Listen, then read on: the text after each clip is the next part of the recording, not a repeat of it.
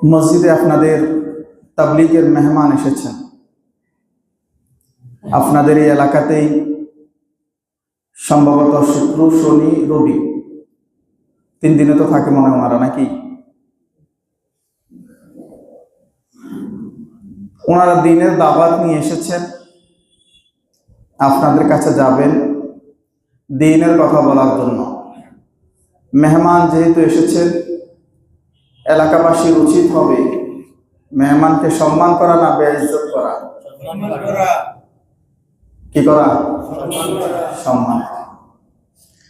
কোন ব্যক্তি যদি আপনার সামনে যদি চলে আসে, শত্রু যদি হয়, তবু আপনি তার সাথে সুন্দর আচরণ করা লাগবে, এটাই ইসলাম।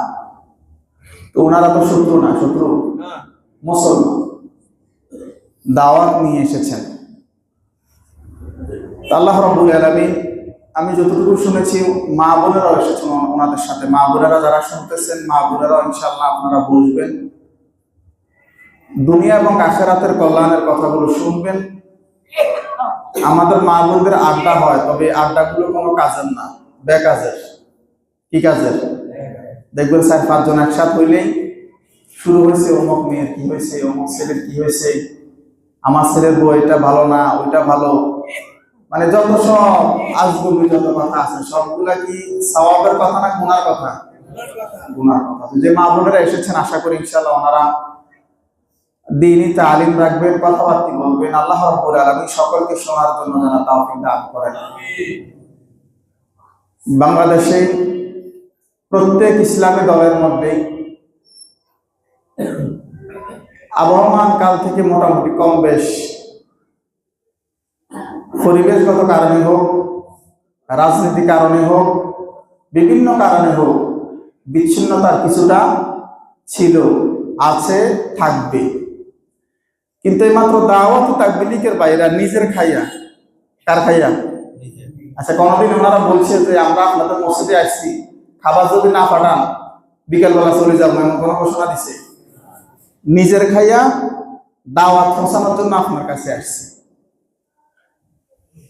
তো আমরা চিন্তা ভাবনা করছি ছোটবেলা থেকে অন্ততপক্ষে এই একটা দলকে বাদ করা যাবে না।